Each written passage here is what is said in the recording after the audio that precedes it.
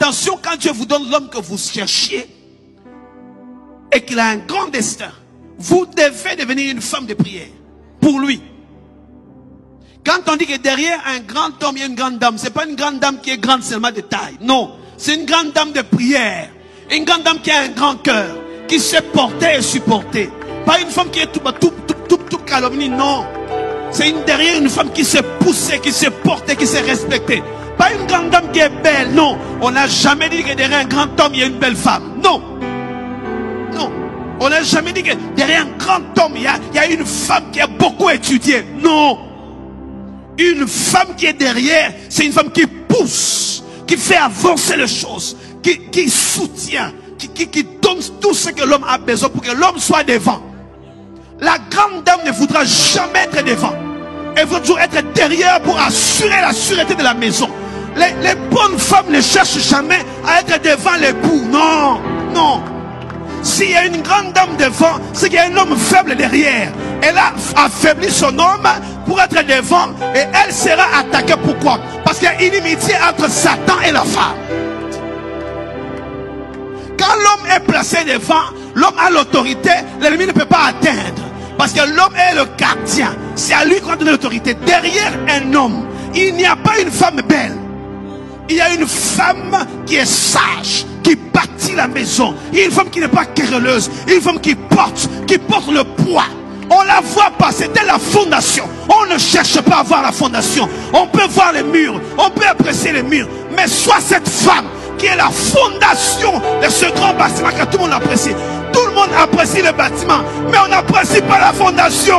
Alors que c'est la fondation qui tient le bâtiment. Je prie que tu sois une femme fondation.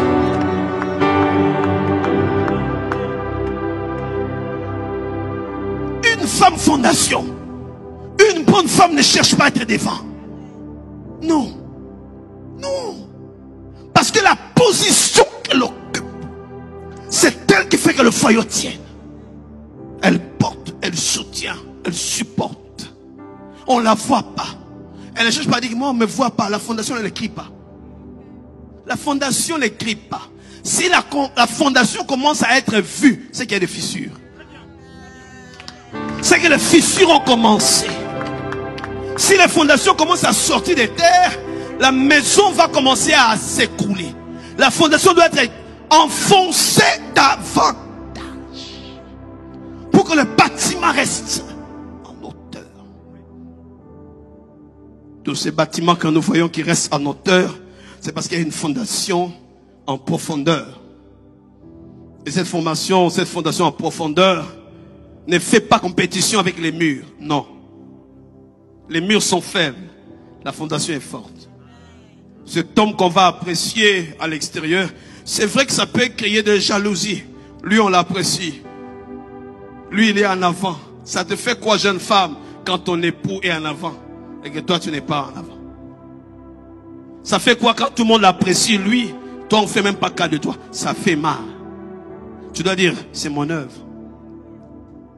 Qu'ils apprécient l'œuvre, c'est moi le maître d'œuvre. Alléluia.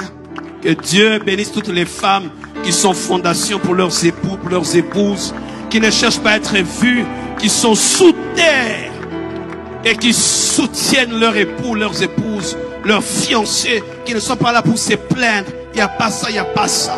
L'homme prend les projecteurs, l'homme prend la lumière. Elle n'est pas vue, mais elle n'est pas jalouse.